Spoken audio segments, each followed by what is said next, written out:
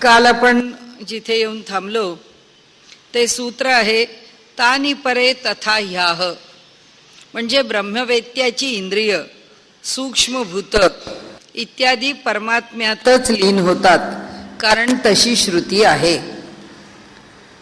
तर आपण काल बघितलं की परमात्म्याच्या ठिकाणी लीन होतात याची कन्फर्मेटरी टेस्ट किंवा या संबंधाचं विधान वेदांनी केलेलं आहे असं सांगितलंय. याकरता चरित्र कुणाची बघता येतील? एक तुकाराम महाराजांचं चरित्र आहे, ज्या चरित्रामध्ये ते सदेह वैकुंठाला गेले. शुकाचार्यांचं चरित्र आहे, सदेह वैकुंठाला गेले. याचा अर्थ असा झाला की काय अर्थ होतो त्याचा अर्थ एकच आहे की त्यांची इंद्रिय म्हणजे ही पंचमहाभूत त्यांच्या ठिकाणी त्यांच्या देहापुरती परमात्ममय झालेली आहेत आणि त्यामुळे ती परमात्म स्वरूप झालेली असल्यामुळे ब्रह्मस्वरूप झालेली आहेत. ते ब्रह्मभावाला प्राप्त झाले. तर इथे त्यांचा अधिकार इतका आहे की ते नुसते एकटे नाही ब्रह्मभावाला प्राप्त झाले, त्यांचा देह सुद्धा ब्रह्मभावाला प्राप्त झाला. आणि त्यामुळे जसं चैतन्य परब्रह्माच्या ठिकाणी जाऊन पोचतं किंवा राहतं, तसं तो सत्पुरुष आपल्या देहाच्या सहित परमात्म्यापर्यंत जाऊ शकतो. असा अधिकार वेदांनी त्या सत्पुरुषांचा वर्णन केलाय, तो आपण काल बघितला. आता अविभागो वचनात त्यांनी असं म्हटलंय, मूलतः त्या सर्वांचे ब्रह्माशी पूर्ण ऐक्यच असते असे श्रुतिवचन आहे. आणि असं म्हणून हे सूत्र आपण पाहिलं. या सूत्रामध्ये तो कसा ऐक्य रूपाला असतो, जशी गार असते ती पाण्यामध्ये विरघळून जाते, जसं मीठ असतं पाण्यामध्ये सागरामध्ये मिसळून जातं, तसंच या ठिकाणी जर रज्जूवरती सर्पाचा भास होत असला, म्हणजे दोरखंड पडलेला आहे, अर्धवट प्रकाश आहे, तो सापासारखा वाटतो, पण प्रकाश आल्याबरोबर ते जो भ्रम आहे तो भ्रम निघून जातो. तसंच कोणताही दागिना त्याच्या दागिना रूपाने न राहता तो दागिना सुवर्ण रूपानीच असतो, कारण शेवटी ते सुवर्णच आहे. वर आकार कोणताही असो. आणि त्या सगळ्या दृष्टांतांनी त्यांनी काय सांगितलंय की वेगळ्या वेगळ्या नामरूपांनी जगामध्ये जीव जन्माला आले तरी सुद्धा म्हणाले ते जे नामरूप आहे ते जरी भिन्न भिन्न असलं तरी सुद्धा या ज्ञानी पुरुषांना स्वतःच्या ठिकाणी त्या नामरूपाच्या त्या पलीकडे गेलेले असल्यामुळे त्यांचा जो देह आहे तो देह आणि ते स्वतः दोन्हीही त्याच्यामध्ये एकत्रितरित्या विलीन होऊन जातात, कारण तिथे हे नामरूपात्मक द्वैत संपलेलं असतं. त्याकरता दृष्टांत काय की सोन्याचा एक अंगठी आहे, एक कानातलं आहे, एक हातातलं आहे, एक पायातलं आहे, एक गळ्यातलं आहे, सगळं सोन्याचंच आहे. मग ते हातातलं असो, गळ्यातलं असो, पायातलं असो, सगळं सोनंच आहे, त्याच्यामध्ये काही भिन्नता नाही. तसं ज्ञानी पुरुषांच्या ठिकाणी त्यांचं चैतन्य, त्यांचा प्राण, त्यांचं मन, त्यांची इंद्रिय यात काही भेद नाही. हे सगळं एकच आहे, त्यात काही भेद नाही. कारण का? हे सगळं ब्रह्मच आहे आणि ते ब्रह्मभावाला प्राप्त झालेलं आहे आणि म्हणून ते ब्रह्मस्वरूप असं अनुभवाला येतं. अशा प्रकारे त्याचं वर्णन होऊन आपण कालचा विषय इथे संपवला होता. आता आपलं 17वं सूत्र आहे तदोकोग्रज्वलनम तत्प्रकाशितद्वारो विद्या सामर्थ्यात तच्छेष गत्यनुस्मृतियोगाच्च हार्दानुगृहीतः शताधिकया.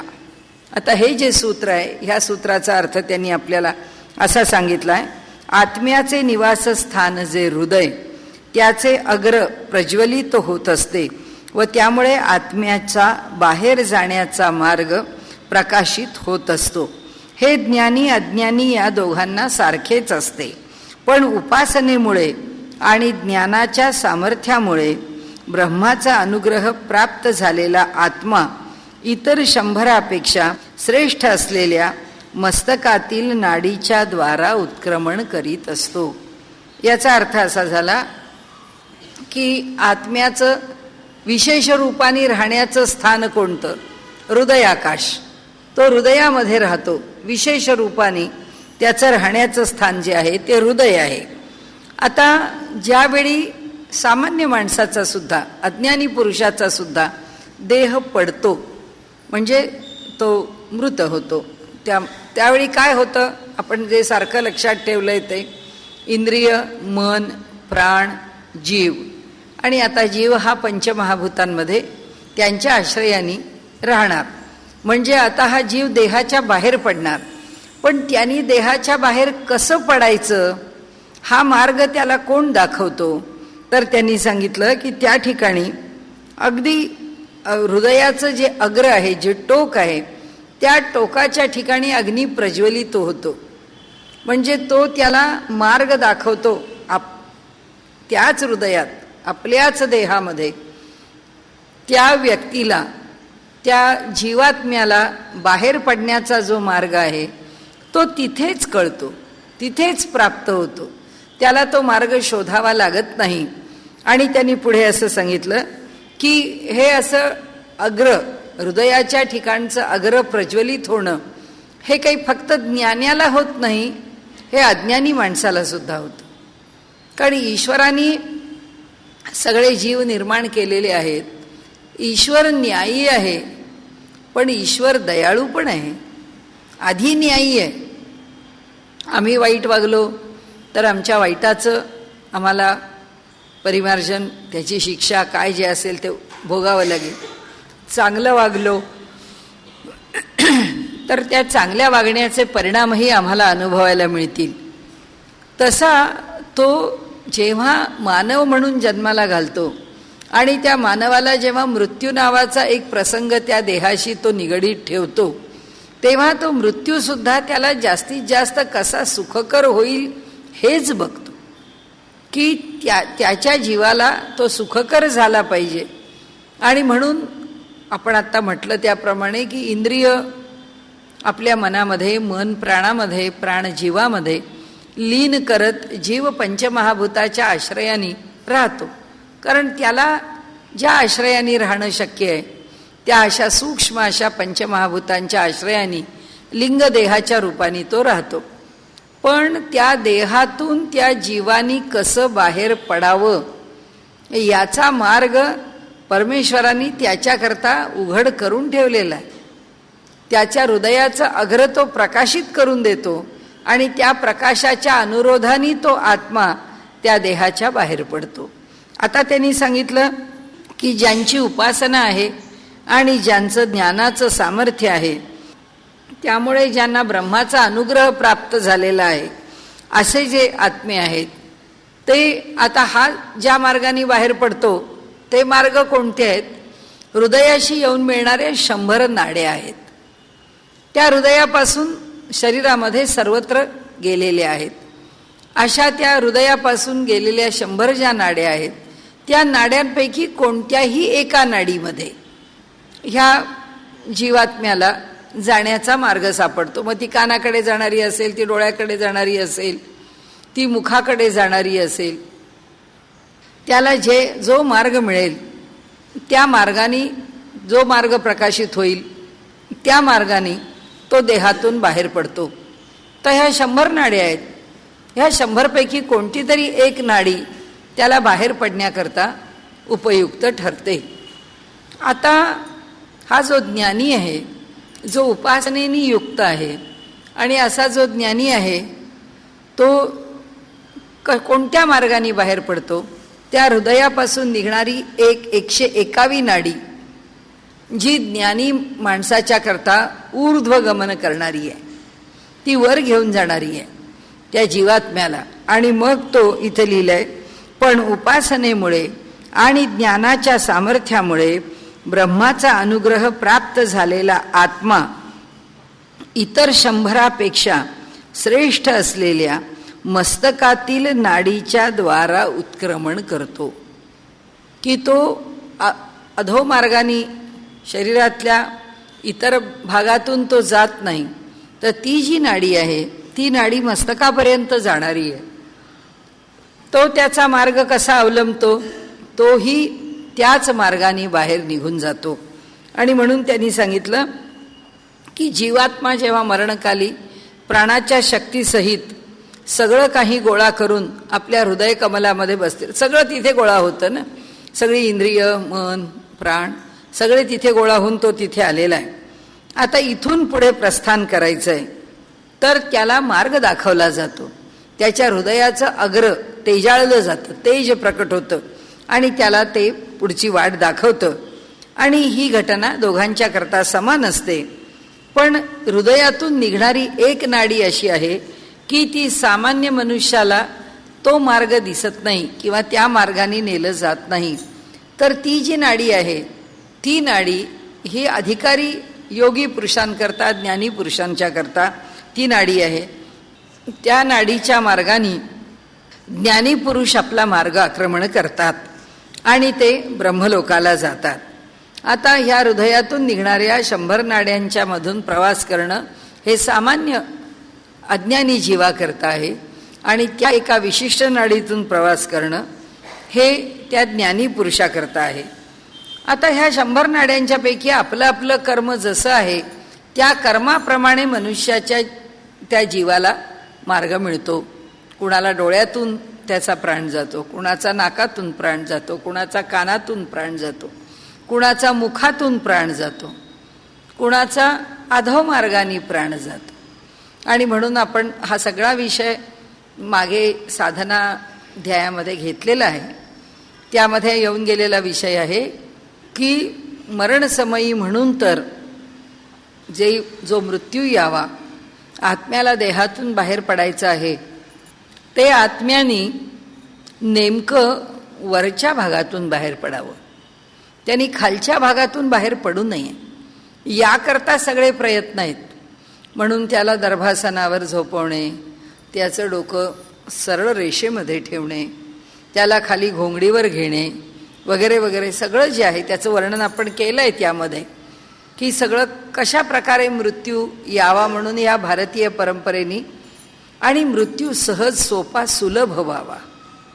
तो प्राण शरीरातून बाहेर, तो जीव शरीरातून बाहेर पडताना त्याला कष्ट होऊ नयेत याकरता सुद्धा शारीरिक स्थितीचं वर्णन केलंय, तेही आपण त्याच्यामध्ये केलंय. तर आता आपल्यापुढे मांडण्याचा विषय असा की आता सामान्य माणसाच्या मृत्यूविषयी इथे चर्चा आहे का? नाही. इथे सामान्य माणसाच्या मृत्यूशी काही घेणं देणं नाही. त्याचं कारण असं, हा फलाध्याय हा मोक्षाकडे नेणार आहे. तर जो मोक्षाकडे जाणार आहे त्याची गती काय तेवढी सांगितलेली. फक्त त्याच्या अनुषंगाने सामान्य जीवाच्या बाबतीत काय घडतं ते सांगितलं जातं. आणि त्यामुळे हा जो ज्ञानी पुरुष आहे, हा ज्ञानी पुरुष त्या 101व्या नाडीमधून निघून जातो. रश्मीनुसारी हे उत्क्रमण प्रकाश किरणांना अनुसरून होते. कसे होते तर म्हणाले, जो सगुण उपासक आहे, सगुणाच्या उपासकाला जो मार्ग आहे तो हृदयामधून असाच शिरस्थानाकडे जाणारी जी विशिष्ट नाडी आहे त्या नाडीच्या मधून तो प्रकाश किरणांच्या आधाराने तो प्रवास करत पुढे जातो. आता ज्ञानी पुरुषाला प्रवास करावा लागत नाही हे आपण काल बघितलं, की जिथल्या तिथे ज्ञानी पुरुष आपलं जे जीवन आहे तर तिथेच आपल्या सगळ्या उपादान कारणांमध्ये म्हणजे पंचमहाभूतांच्या मध्ये आपली पंचमहाभूत लीन करतो. आपले सूक्ष्म भाव, सूक्ष्म देह, लिंग देह हा तिथेच विसर्जित करतो आणि त्याचं जे चैतन्य आहे ते तिथेच परब्रह्माशी मिसळून जातं. या पद्धतीने त्याला त्या देहातून कुठेही जावं लागत नाही, त्याला उत्क्रमण नाही, त्याच्यातून बाहेर पडून मार्ग धरणं नाही. जिथे आहे तिथेच त्याचं जीवन संपतं. आता इथे त्यांनी म्हटलंय तसं तो कसा बाहेर पडतो, कारण सगळे जीव तिथपर हृदयापर्यंत बरोबरच आहे, अज्ञानी आणि ज्ञानी. मग आता हृदयापासून या देहातून जिथे मूळ रूप आहे परमात्म्याचं, 2 आकाश आहेत. एक मूर्धनीय आकाश आहे आणि एक हृदय आकाश आहे. एक आकाश मस्तकामध्ये, एक आकाश हृदयामध्ये. त्या मस्तकामध्ये असणारं जे आकाश आहे तिथे ओंकार आहे, तिथे सहस्रार चक्र आहे अशी धारणा आहे. योगशास्त्राप्रमाणे. आणि म्हणून प्राण जन्माच्या वेळी जसा इथे मस्तकातून त्या टाळूतून शिरतो, तसाच मृत्यूकाली तो प्राण तिथूनच बाहेर पडतो, तिथूनच मस्तकाचं भेदन करून बाहेर पडतो. आणि म्हणून ती जी नाडी आहे 101वी नाडी हृदयाच्या ठिकाणी असणारी, ती त्या मार्गोत्क्रमणाला साह्यभूत होणारी आहे. तर आता म्हणाले, हा जो सगुण उपासक आहे तो त्या ज्ञानासारखं सगळं सोडून बसलेला नाही आहे. त्याला आलंबन आहे, आधार आहे, सगुण मूर्तीची उपासना आहे, त्या लोकाच्या विषयीची ओढ आहे. असा जो सगुण उपासक आहे त्याच्या बाबतीत काय होतं म्हणाले, त्याला प्रकाश किरण मार्गदर्शन करतात. म्हणजे शरीरातून चांगल्या मार्गानेच बाहेर पडला तरीसुद्धा तो प्रवास करून जातो. तो कुणाच्या आधाराने प्रवास करतो? प्रकाश किरणांच्या आधाराने प्रवास करतो. आणि त्याचं उत्क्रमण होतं, तो ब्रह्मलोकाला जातो आणि अमृतत्वाचा तिथे लाभ करून घेतो, त्याला अमृतत्वाची प्राप्ती होते. निशिनेती चेन्न संबंधस्य यावद्देह भावित्वात दर्शयती च. आता पुढचं सूत्र आहे. या पुढच्या आता आपण कुठपर्यंत आलो? अज्ञानी, सगुणोपासक आणि ज्ञानी. अज्ञान्याला त्या जीवात्म्याला देहातून उत्क्रमण करण्याकरता हृदयाग्र प्रज्वलित होतं. तसंच सगुण उपासकाकरता हृदयाग्र प्रज्वलित होतं. मार्ग कोणता दाखवला जातो? 101व्या नाडीचा. आणि ज्ञानी पुरुषाला मार्ग तोच दाखवला जातो जो सगुण उपासकाला दाखवला जातो, 101व्या नाडीचा. पण तो इथेच या देहामध्येच या स्थानावरती परमेश्वराशी एकरूप होऊन जातो. तिथे शिवाचं स्थान आहे, तिथे परमेश्वराचं स्थान आहे, परमपवित्र मंगल असं स्थान आहे. त्या मंगल स्थानावरती तो आपलं विसर्जन करतो. ही जी धारणा आहे, ही धारणा आता 3 प्रकारांनी आपल्याला सांगितली की सगुण उपासकाला जरी हा मार्ग मिळाला तरीसुद्धा प्रकाश किरणांच्या साह्याने देहाच्या बाहेर जाऊन त्याला प्रवास करायचा. ज्ञानाला प्रवास करायचा नाही आहे. ज्ञानाला तिथल्या तिथेच परब्रह्माची प्राप्ती आहे. त्याच्या सगळ्या महाभूतांना तिथल्या तिथेच मूळ महाभूतामध्ये विलीन करून मुक्ती आहे. आता त्यांनी पुढचा जे सूत्र आपण आत्ता घेतो आहोत ते सूत्र असं आहे, निशिनेती चेन्न संबंधस्य यावद्देह भावित्वात दर्शयती च. म्हणाले रात्री प्रकाशानुसारी नसतो असे म्हणू नये, कारण नाडी आणि प्रकाश यांचा संबंध देह आहे तोपर्यंत आहे असे श्रुती सांगते. आता हा ज्ञानी पुरुष आहे, याला जायचं आहे. इथे विषय कोणता घेतला की ज्ञानी पुरुष रात्रीच्या वेळी देह सोडतो का सोडत नाही. कारण रात्रीच्या वेळी अंधार आहे, मग त्याला प्रकाशाचा जर मागोवा घेऊन जायचं आहे तर तो रात्रीच्या समयी देह सोडतो का नाही, हा प्रश्न आहे. त्याच्यावरती त्यांनी उत्तर असं दिलेलं आहे की ह्या देहातल्या नाड्या आणि ह्या देहाचा व्यवहार, ह्या 2 गोष्टींचा संबंध प्रकाशाशी वेगवेगळा आहे. म्हणाले ह्या नाडीचा, जी नाडी 101वी नाडी जी त्याला घेऊन जाते, त्या नाडीचा या बाहेरच्या प्रकाशाशी काही संबंध नाही. ती स्वतः तिच्या तेजाने युक्त आहे, ती स्वतःच त्याला मार्गदर्शन करणारी आहे. आणि म्हणून म्हणाले त्याला वेगळा प्रकाश किरणांचा आधार घेऊन त्याला आपलं मार्गक्रमण करावं लागत नाही. पण म्हणून की त्या असं आपण समजू नये की रात्रीच्या वेळी ज्ञानी पुरुषाचं उत्क्रमण कसं होणार, रात्रीच्या वेळी ज्ञानी पुरुष आपला देह कसा सोडणार. सोडतील, पण रात्रीच्या वेळी सुद्धा ज्ञानी पुरुष आपला देह टाकतात. आणि म्हणून त्यांना रात्र आणि दिवस हा भेद का नसतो, कारण त्यांचं म्हणणं असं की रात्रभर त्या जीवानी प्रकाशाकरता कशाकरता थांबायचं, कारण तो स्वतः स्वयंप्रकाशित आहे, बाहेरचा प्रकाश त्या जीवाशी संबंधित नाही. आणि त्यामुळे सामान्य मनुष्य रात्रीच्या वेळी जर मृत झाला तर त्यांनी असं सांगितलं की जीव जो आहे सामान्य तो रात्रभर खोळंबून राहतो, असं श्रुतीमध्ये कुठेही प्रमाण दिलेलं नाही. रात्री ज्या सामान्य जीवानी देह टाकला आहे तो सामान्य गतीप्रमाणे पुढे जातो. रात्री सत्पुरुषांनी देह टाकलाय त्याचा बाहेरच्या गतीशी संबंध येत नाही, बाहेरच्या उजेड अंधाराशी संबंध येत नाही.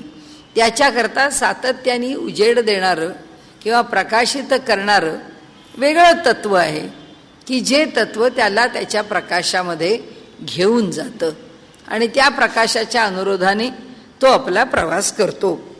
आता मनाची संगत सुटली, कारण काय आहे, ज्ञानी केव्हा झाला, जेव्हा मनाचा संकल्प विकल्प संपला, जेव्हा मनाच्या वासना संपल्या, जेव्हा मनाचे विकार संपले.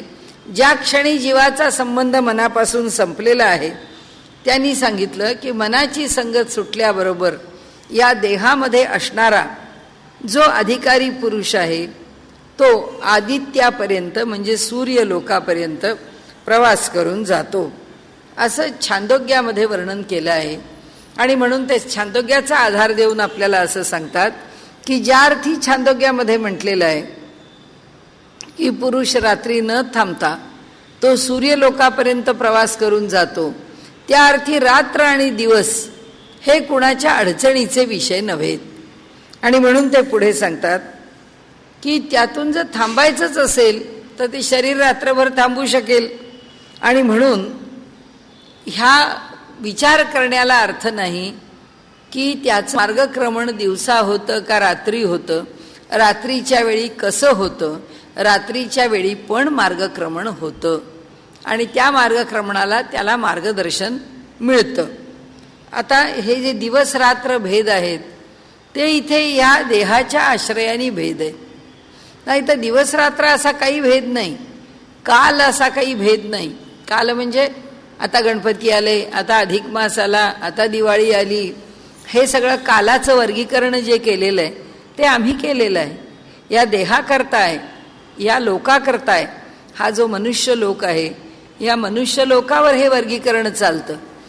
ह्या मनुष्य लोकातून एकदा जीव या ठिकाणी त्या देहापासून एकदा जीव किंवा त्या मनापासून एकदा जीव अलग झाला की या कालगणनेशी त्याचा संबंध राहत नाही आणि म्हणून तो ह्या कालगणनेमध्ये अडकलेला नसतो.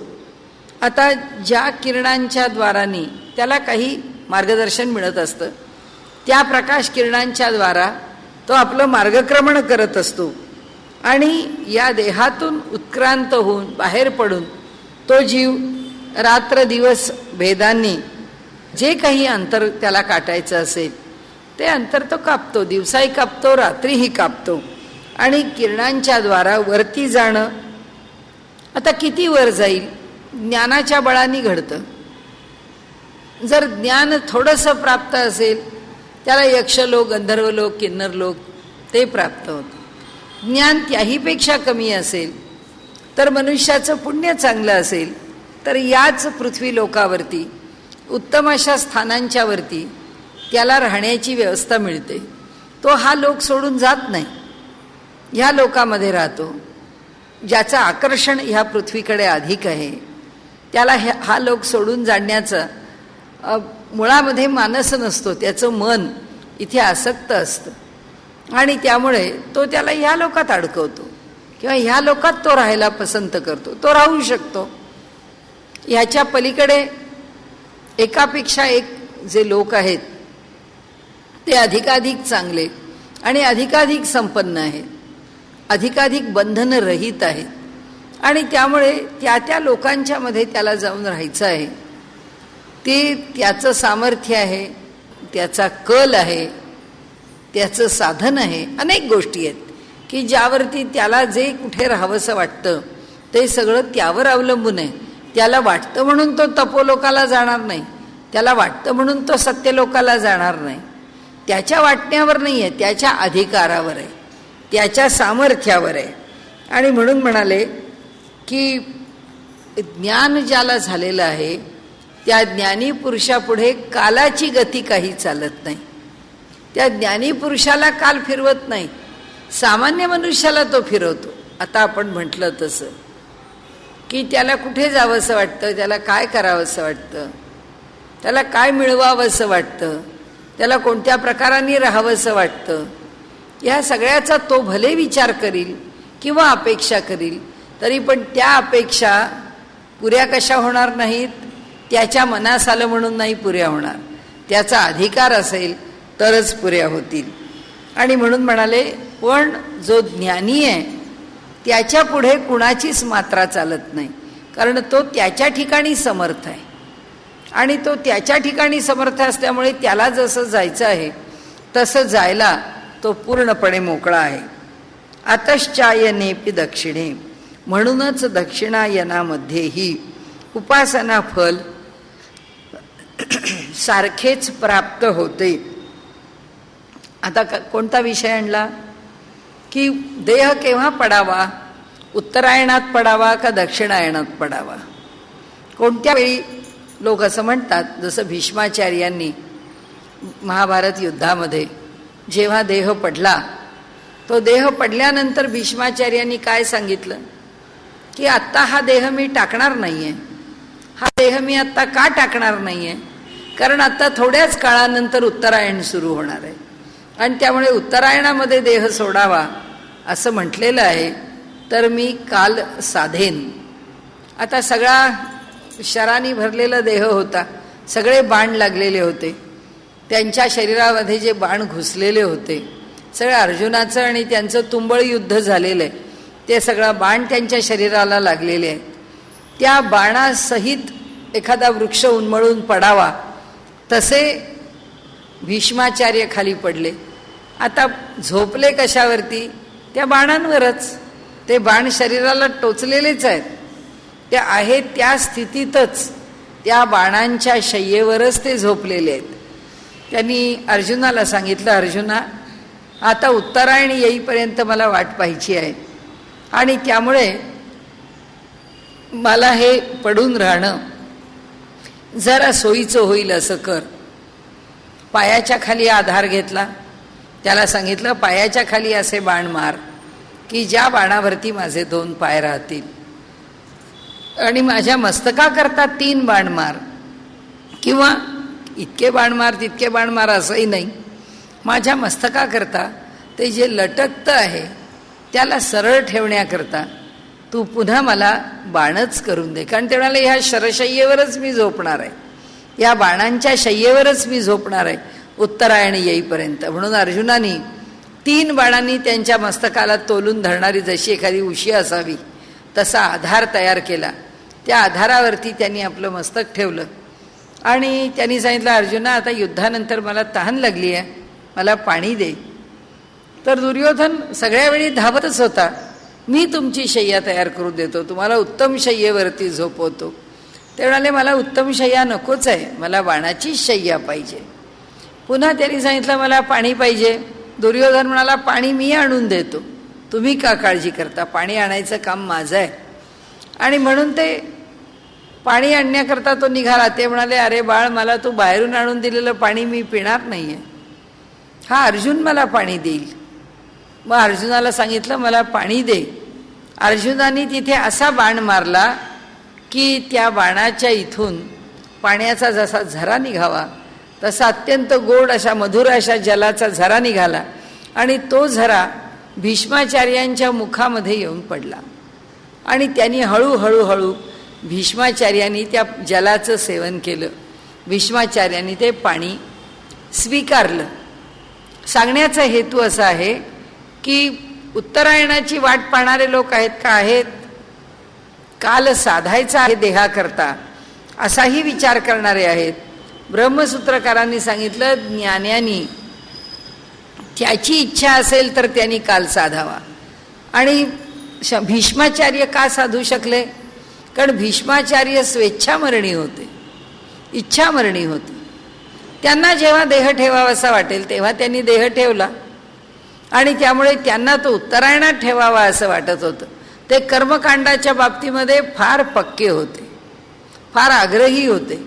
म्हणजे त्यांच्या जीवनामधल्या चरित्रामधला एक प्रसंग सांगतात की ते त्यांच्या पितरांना पिंडदान करत होते तर ते पिंड जे द्यायचे आहेत ते दर्भावर ठेवायचे. तर ते पिंड घेण्याकरता शंतनूचे हात पुढे आले आणि आता साक्षात पितर ते पिंड घेण्याकरता आले. तर कुणीही पितरांच्या हातावरतीच पिंड ठेवेल. ते म्हणाले तुमचे हात दूर करा. शास्त्र सांगतं त्याप्रमाणे ते पिंड हे दर्भावरच ठेवले पाहिजे. त्यामुळे मी ते दर्भावर ठेवीन, आपल्या हातात नाही देणार. सांगण्याचा हेतू असा आहे की धर्मशास्त्राचा इतका काटेकोरपणाने विचार करणारे जे लोक असतात ते इच्छामरणी, अधिकारी, स्वेच्छामरणी असे जे लोक आहेत ते काल पण साधतात, वेळ पण साधतात. पण ब्रह्मसूत्रकार सांगतात वेळ साधायचीच, असा आग्रह करण्याचं काही कारण नाही.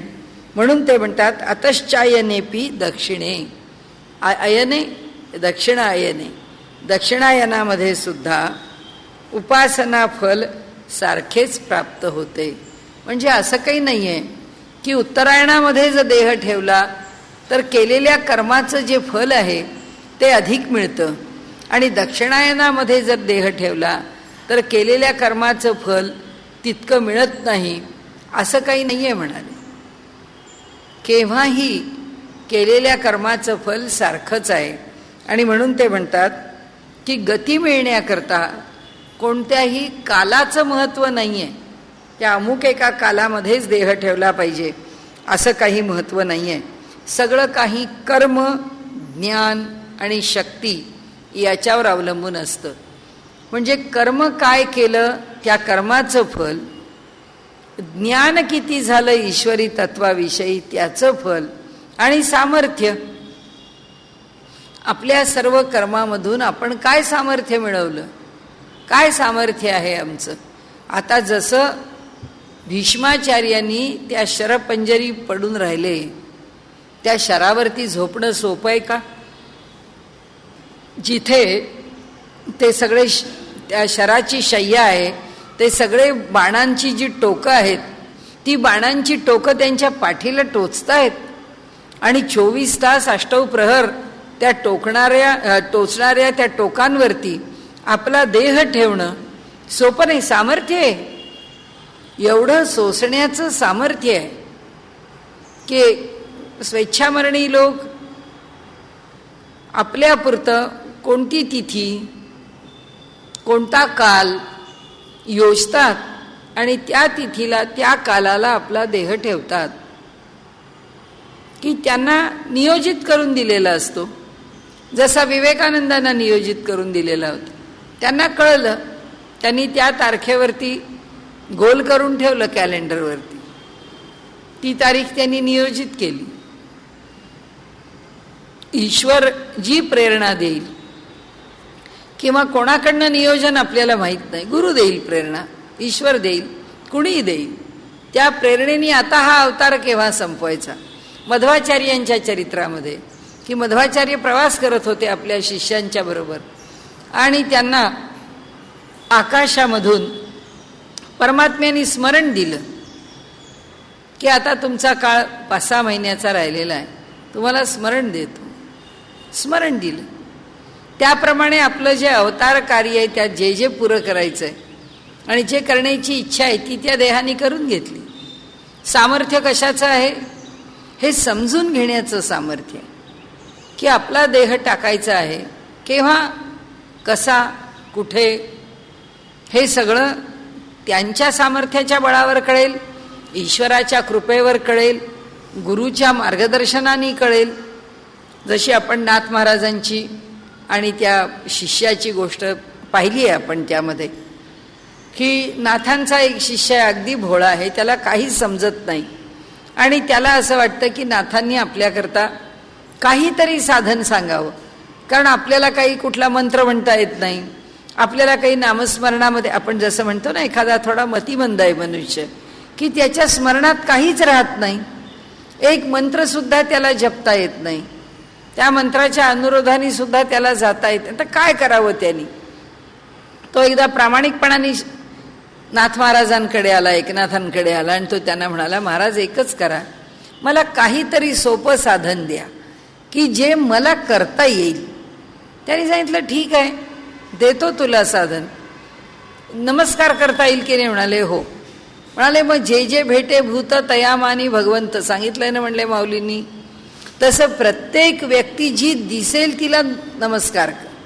ठीक आहे म्हणाला, हे मला जमेल. प्रामाणिक होता, जरी बुद्धी नव्हती तरी. त्यामुळे दिसणारा प्रत्येक मनुष्य पाहतो आहे, आणि जे पाहतो आहे हे ब्रह्मच आहे म्हणून पाहतो आहे. हे परमेश्वरापेक्षा वेगळं नाही. गुरुची आज्ञा आहे की त्यांना नमस्कार करावा. मी नमस्कार करतो. असा ते नमस्कार भेटेल त्याला नमस्कार, भेटेल त्याला नमस्कार. पैठणातले लोक त्यांना दंडवत स्वामी म्हणायला लागले. काय म्हणाले? दंडवत महाराज, कुठे चालले, कुणाला नमस्कार करता? आता चेष्टा करायला काय, बिचारा साधा भोळा होता. रोज संध्याकाळी नाथांच्या दर्शनाला येत असे. तर एके दिवशी त्या लोकांनी ठरवलं जरा याची चेष्टा करू. त्या उकिरड्यावरती एक गाढव मरून पडलेलं होतं आणि ते 8 दिवस सडत होतं. तिथे दुर्गंधी सुटलेली होती त्याची. आता हा चालला होता नाथांच्याकडे, तो उकिरडामध्ये वाटेत लागत होता. ते सगळे त्याची चेष्टा करणारी मंडळी सगळी मागून आली. म्हणाले काय दंडवत महाराज, या इथे ते गाढव पडलंय, याला करणार का नमस्कार? तर म्हणाले हो, का नाही करणार? म्हणाले ते परमेश्वराचंच रूप आहे, त्याला नमस्कार न करायला काय झालं? करतो म्हणाले. मग म्हणाले जा बरं तिथे जाऊन. आता एवढा केर पडलेला तो उकिरडा, अगदी बाहेरपर्यंत खराब झालेला, सगळा तुडवत बिचारे ते गेले. त्या गाढवापर्यंत गेले, त्या कचऱ्यामध्ये, आणि ते सगळ्यांना साष्टांग दंडवत घालत असत. त्यांनी त्याला साष्टांग दंडवत घातलं आणि त्याला अगदी नमस्कार करून उठले. तर आता ह्याच लोकांना अचंबा झाला. उठेपर्यंत ते गाढव जिवंत होऊन पळून गेलं. आता हे उठून आले, नाथांच्या घरी जाणार. हे आपल्या हळूहळू आपल्या मार्गाने, ही सगळ्या मंडळींना काय राहत आहे, ते घाईघाईने आधी नाथांकडे गेले. ते म्हणले तुमच्या या दंडवत महाराजांनी मोठा चमत्कार केला म्हणाले. त्यांनी त्या गाढवाला नमस्कार केला, ते गाढव उठलं आणि पळून गेलं. असं कसं झालं म्हणाले. म्हणाले यांना मोठा अधिकार प्राप्त झाला असं त्या लोकांनी म्हटल्यानंतर नाथ महाराज काहीच बोलले नाही. ती माणसं परत गेली. त्यानंतर त्यांचे ते शिष्य तिथे आले. आल्यावर ते महाराजांना नमस्कार कर. महाराज म्हणाले थांबा, आज तुम्ही काय केलं? काही नाही केलं म्हणाले. त्या उकिरड्याशी गेलात? हो गेलो म्हणाले. तिथे नमस्कार केलात? हो केला. कुणाला केला? एक गाढव होतं मरून पडलेत. ते लोक म्हणाले तुम्ही गाढवाला नमस्कार कराल का? म्हटलं करतो. आणि म्हणाले मी गाढवाला नमस्कार केला तिथे. तर काय झालं? मला माहीत नाही म्हणाले. मी नमस्कार करून आपल्याकडे दर्शनाला यायला निघालो. ते म्हणाले तुम्हाला माहीत नसेल, पण मी तुम्हाला सांगतो की तुम्ही ज्या गाढवाला नमस्कार केलात ते गाढव 8 दिवस मरून पडलेलं सडत असलेलं गाढव एका क्षणात उठलं आणि धावायला लागलं. याचा अर्थ असा आहे की तुमच्या अंतःकरणामध्ये मी तुम्हाला जो भाव ठेवायला सांगितला की जे जे भेटे भूत तयामानी भगवंत, तर म्हणाले तुमच्या अंतःकरणातला हा भाव प्रामाणिक असल्यामुळे तो भगवंत रूपच झाला आणि त्याच्या ठिकाणी चैतन्य प्रकट झालं. ईश्वराने आपलं चैतन्य प्रकट करून दाखवलं. म्हणाले ही गोष्ट उत्तम घडली, पण म्हणाले तुम्ही पैठणात राहता, इथे कोणाच्या घरी मृत्यू जर झाला तर म्हणाले तुम्हाला नमस्कार करायला लोक बोलावतील. तर तुम्हाला हे जे सामर्थ्य प्राप्त आहे, तुमचा ज्या क्षणी देहाविषयी किंवा प्रपंचाविषयीचा मोह ज्या क्षणी सुटेल त्या क्षणी म्हणाले तुम्ही हा देह विसर्जित करा. लवकरात लवकर हा देह आता सोडा, फार काळ ठेवू नका. बरं म्हणाले. त्यांनी नाथांना नमस्कार केला आणि नाथांच्या चरणावर आपला देह सोडून दिला. कुठलीच आसक्ती नाही. हे जे आहे ना, इथे ज्ञान आहे. वेडा मनुष्य असं आपल्याला वाटतं, याला काही कळत नाही असं तो म्हणतो, पण परमार्थ मार्गातलं त्याला सगळंच कळलं त्याच्या प्रामाणिकतेवरती. शरीराची आसक्ती सुटली, कुठल्या कर्माचं बंधन राहिलं नाही, ज्ञानामध्ये सगळं समाप्त होऊन गेलं. आणि सामर्थ्य बघा काय आहे, विचारांचं, वासनेचं कसं सामर्थ्य आहे, आचाराचं, क्रियेचं. त्याच क्षणी त्यांनी निर्णय केला की आपण निघून जावं. आणि म्हणाले, इथे त्यांनी ते सांगतात की ही जी जीवाची गती आहे ती अवलंबून कशावरती आहे? ती कर्म, ज्ञान आणि सामर्थ्य या 3 गोष्टींवरती अवलंबून आहे. काय पूर्वी कर्म केलं त्यावर अवलंबून आहे. ज्ञान किती झालं, कर्म पुष्कळ केलं. आमच्या उपनिषदांनी म्हटलं आहे की याज्ञिक आहे, आपल्या घरी सत्यनारायण केला, याज्ञिक आहे, यज्ञ संपन्न करण्याकरता आपल्या घरी आला आणि त्या याज्ञिकांनी यथासांग यज्ञ केला. छांदोग्य उपनिषदाच्या विषयाची सुरुवातच अशी आहे. त्यांनी असं म्हटलं की तो यज्ञ संपन्न करतो, त्याच्या मनात विचार येतो की यजमानाचा काहीतरी संकल्प आहे. हा यज्ञ कशा करता?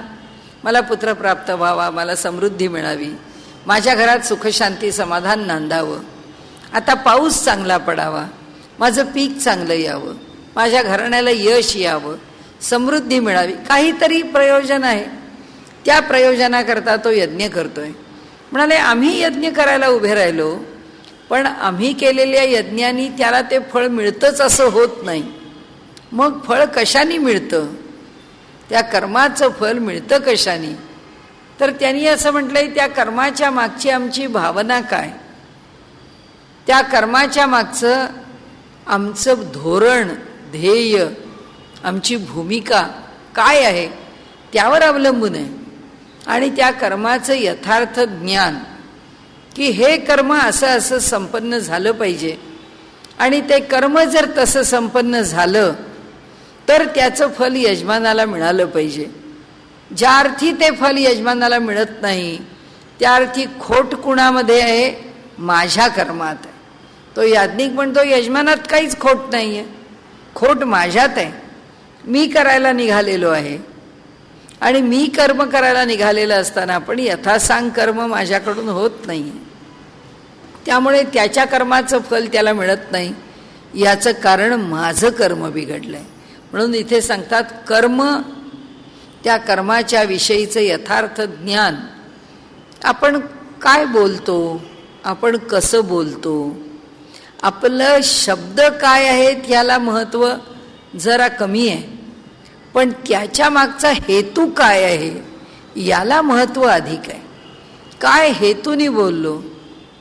हे काय तुम्ही आलात वाटतं असं म्हणणं, अरे वा बरं झालं तुम्ही आलात.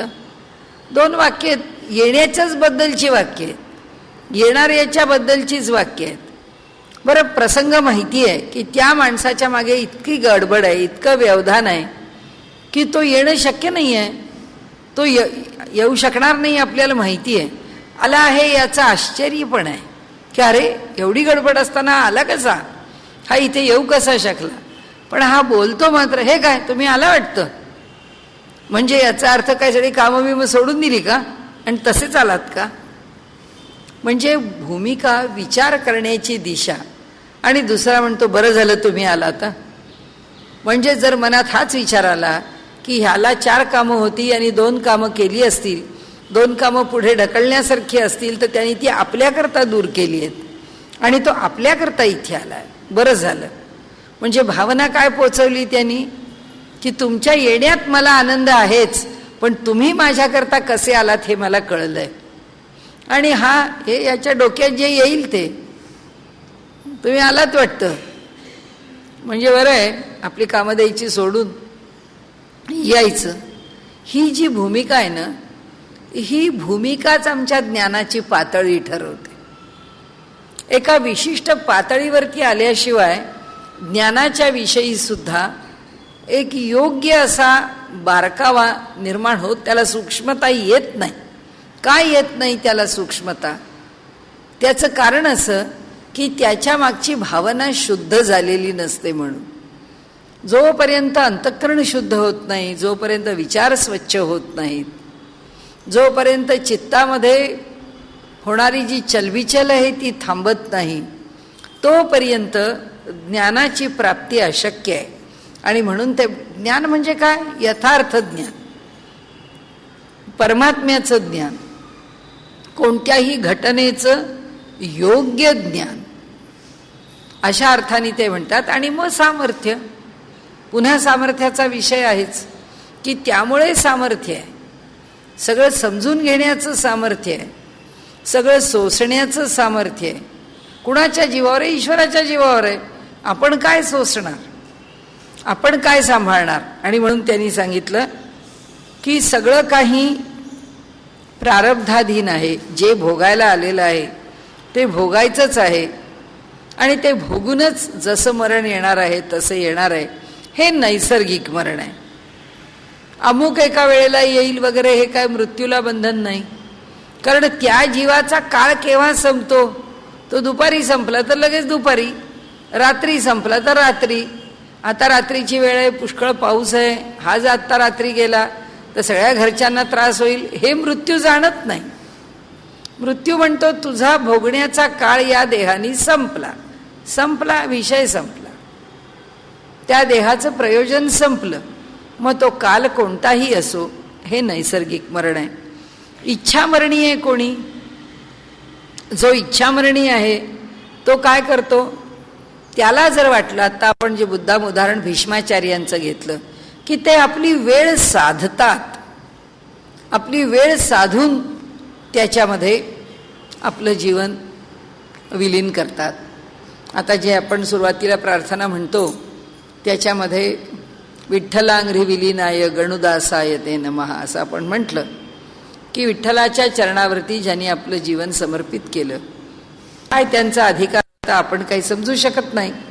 पण त्यांची एक धारणा होती की मी एकटा एक माझ्या आयुष्यामध्ये वावरत राहिलो. माझा कोण नातेवाईक, माझा जवळचा कोण लांबचा, माझ्या शिष्यांनीच मला जवळ केलं, माझे शिष्यच माझे आप्त झाले, माझ्या रक्ताचे आप्त तर कोणी माझे राहिले नाही. मग आता मी दुसऱ्याला का त्रास द्यावा? माझा मृत्यू झाल्यानंतर, माझ्या मृत्यूनंतर दरवर्षी माझं स्मरण ठेवावं, माझ्याकरता काही श्राद्धादी कर्म करावं. हे कशा करता? ते नेहमी म्हणत असत की ज्ञानदेवांच्या पुण्यतिथीमध्ये आपण विलीन होऊन जावं. सगळं जग ज्ञानदेवांचं स्मरण करतंय, झालं, आपल्याकरता वेगळं करायलाच नको त्या दिवशी. आणि खरंच असं झालं.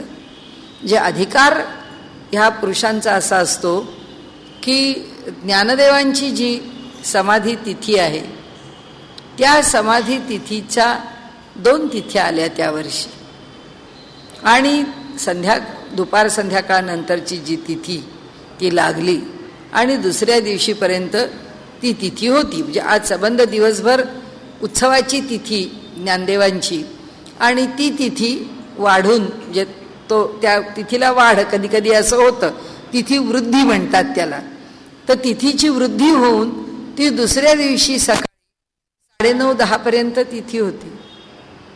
आज ज्ञानेश्वरांचा त्रयोदशीचा उत्सव झाला आणि त्रयोदशीच्या वाढीव तिथीला, त्रयोदशीला ते दासगणू महाराजांनी आपला देह ठेवला. म्हणजे ज्ञानदेवांच्या तिथीमध्ये त्यांची तिथी विलीन झाली. आता हे इच्छामरणच आहे की आपल्या इच्छेने आपला देह संपवला की बस, कोणाला आपला त्रास नको. ज्ञानदेवांच्या मध्ये आपला आहे. म्हणून त्यांनी इथे सांगितलं की इच्छामरणी जो कोणी आहे तो वेळ समजून उमजून साधतो. त्याचं जे आराध्य दैवत आहे त्या दैवताच्या ठिकाणी आपली वेळ साधतो की नाही, ते त्याच्यामध्ये विलीन व्हावं. नाथांचं चरित्र त्याचं सगळं उदाहरण आहे. नाथांच्या चरित्रामध्ये 1 षष्ठी आहे, सगळं काही त्या षष्ठीला आहे. नाथांचं गुरुपदेश आहे, ईश्वराचं दर्शन आहे, काही तुम्ही म्हणा, ते सगळं नाथांच्या चरित्रामध्ये त्या नाथषष्ठीला झालेलं आहे. आणि शेवटी त्याच षष्ठीला नाथांनी आपला देह पण ठेवलेला आहे. कशा करता ती षष्ठी, काय तिची अनुकूलता ते त्यांना माहिती आहे. पण ते म्हणतात की हे जे थोर पुरुष असतात ते इच्छामरणी असतात आणि ते बुद्ध्याचं वेळ साधतात. तर कुणी ज्ञानी ते म्हणतात काय काळाचं महत्त्व ठेवायचं कारण नाही, ज्या क्षणी पडायचं असेल त्या क्षणी देह पडू दे, केव्हाही पडू दे, यावेळी पडू दे त्यावेळी पडू दे, असं काही नाही. आणि म्हणून म्हणाले दोन्ही प्रकार आहेत. कारण का तर रात्री पडू दे, दिवसा पडू दे, चांगल्या तिथीला पडू दे, काही नाही म्हणाले. असं आहे की मोठ्या माणसाला भेटायला जायचं आहे आणि माणूस सामान्य आहे, तर तो त्याची अपॉइंटमेंट घेतो. तुम्हाला वेळ आहे ना, तुम्ही मला भेटू शकता ना, मला एक 5 मिनिटं द्याल का, वगैरे वगैरे सगळं आपण त्याचं इतकं आधी पूर्व पीठिका तयार करून त्यांच्या भेटीला जातो. पण म्हणाले लहान मुलं आहे, म्हणजे वडिलांचा मुलगा आहे, आईचा मुलगा आहे, वडिलांना भेटायला चालला तर तो काय अपॉइंटमेंट घेऊन भेटायला जातो का? तो म्हणतो मी केव्हाही भेटायला जाऊ शकतो. तसा हा जो ज्ञानी आहे तो म्हणतो ते परब्रह्म काय आहे, ते काय माझ्यापासून वेगळं आहे, त्यांनी काही मला दूर ठेवलं आहे. त्याकरता लौकिकातला रात्र आणि दिवसाचा विचार मी कशा करता करायचा, मला करायचं काही कारण नाही. आणि म्हणून म्हणाले हे सगळे संतजन जे आहेत, आता दक्षिणायनाचा विषय चाललाय म्हणून आता ज्ञानेश्वरांनी दक्षिणायनात देह ठेवला, राघवेंद्र स्वामींनी दक्षिणायनात देह ठेवला. असे किती आपण सत्पुरुष सांगू शकतो की दक्षिणायनामध्ये त्या सत्पुरुषांनी देह ठेवलेला आहे. ज्ञानाच्या प्रभावाने ते ब्रह्मलोकाला जातात. त्यांना दक्षिणायन आणि उत्तरायण यांनी काही फरक पडत नाही. म्हणून दक्षिणायनामध्ये किंवा उत्तरायणामध्ये केव्हाही देह ठेवताना त्यांच्या मनामध्ये कमी किंवा जास्त भावना नसते. ते जो देह विसर्जित करतात ते स्वेच्छा किंवा प्रारब्धाने. जर या देहाला, कारण आपण पहिल्यापासून एक गोष्ट बोलतो आहोत, एक अधिकारिक वरून खाली आलेले आहेत आणि एक खालून वर आपल्याला प्रगतीच्या मार्गावरून शेवटी ब्रह्मभावाला प्राप्त झालेले आहेत. त्यांचा हा शेवटचा जन्म आहे. आता ह्या शेवटच्या जन्मामध्ये त्यांना जो मोक्ष लाभ झालाय, इथे तुकाराम महाराज, ज्ञानेश्वर महाराज यांचा संबंध नाही, ते सगळे अधिकारिक आहेत. आणि आता हा जो विषय चाललेला आहे तो जो सत्पुरुष परब्रह्माला प्राप्त झाल्यानंतर, ब्रह्मज्ञानी झाल्यानंतर या शेवटच्या जन्मामध्ये, चरमदेहामध्ये, आता हा सर्वात शेवटचा देह, यानंतर त्याला पुन्हा देह धारण करायचा नाहीये. मग या देहामध्ये तो जे प्रारब्ध शिल्लक आहे ते सगळं भोगून संपवून जातो म्हणतो. नाही तर स्वेच्छेने म्हणतो आता निघून जावं, आता काय करायचं आहे थांबून. त्याला सुद्धा 2 पर्याय आहेत. एक स्वेच्छा, जेव्हा जायचं आहे तेव्हा जावं, म्हणजे केव्हा आपण म्हणू प्रारब्ध संपायच्या आधी. प्रारब्ध संपायच्या आधी सुद्धा तो जाऊ शकतो, पण तो प्रारब्ध संपायच्या आधी जातच नाही, कारण ईश्वराच्या घालून दिलेल्या सृष्टीच्या नियमांचं उल्लंघन करण्याची त्याला आवश्यकताच नाही. त्यामुळे तो म्हणतो की माझं प्रारब्ध संपलं, आता संपल्यावर मला राहण्याचं काही प्रयोजन आहे का? प्रयोजन असेल तर राहतो, प्रयोजन नसेल तर राहत नाही. मग आता प्रारब्ध संपल्यानंतर जर तो राहिला तर मग आता नवीन क्रियमाण करतो का? त्याचा आधी विषय येऊन गेलाय की तो जरी जीवनमुक्त म्हणून इथे राहिला तरी सुद्धा त्या जीवनमुक्ताला तो जे कर्म करतो ते कर्म बाधित होत नाही. का होत नाही? कारण त्या कर्मापासून तो असंग आहे, त्या कर्माला तो जोडलेला नाही, तो अलिप्त आहे, तो निर्लेप आहे, तो आसक्तीनी मोहानी कर्म करत नाही. त्यामुळे आपण पाहिलेला विषय की जर त्याला पुढचं काही न भोगता निघून जायचंय तर तो काय करील? त्याचं संचित पण इथे पडेल, त्याचं क्रियमाण पण इथे पडेल, फक्त प्रारब्धाचा भोग भोगेल, निघून जाईल. त्या दोन्हीचाही त्याला लेप लागत नाही. आणि म्हणून त्यांनी इथे असं म्हटलंय, योगिनः प्रतीच स्मर्यते स्मारते चैते.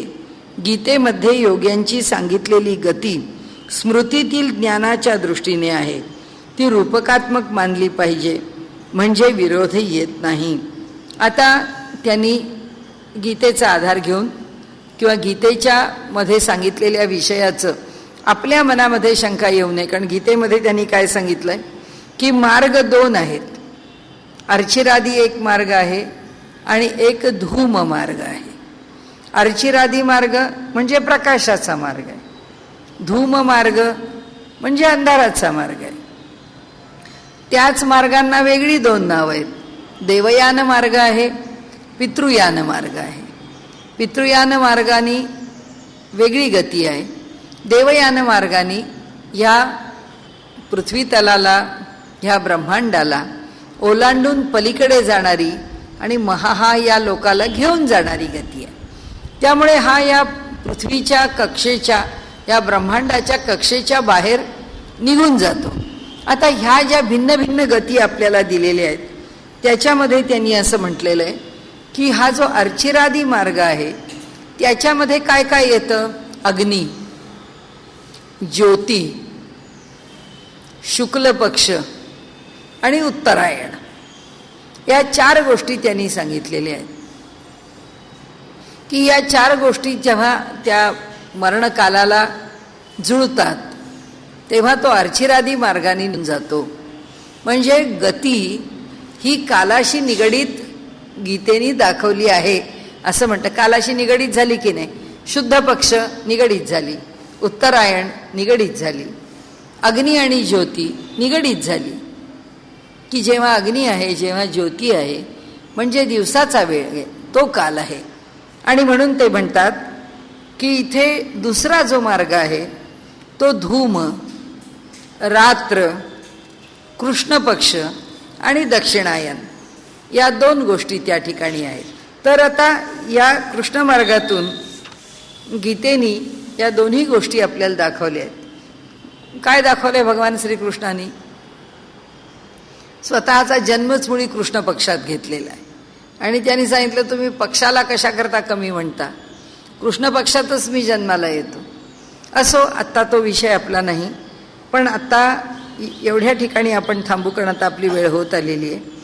हे जे 2 मार्ग आपल्याला सांगितलेत त्या 2 मार्गांची काय गती आहे आणि ह्याचा परिणाम त्या योग्यावरती, त्या ज्ञानी पुरुषावरती होतो का, हा एवढाच प्रश्न आहे. तो झाला उद्याला. अगदी लहानसा भाग शिल्लक आहे. त्या एका उत्तरामध्ये हा जो दुसरा भाग आहे आपल्या या 4थ्या अध्यायाचा तो समाप्त होईल आणि मग आपल्याला पुढचा अध्याय, पुढचा भाग म्हणजे 4थ्या अध्यायातला 3रा भाग उद्याला सुरू करता येईल. आज आपण इथे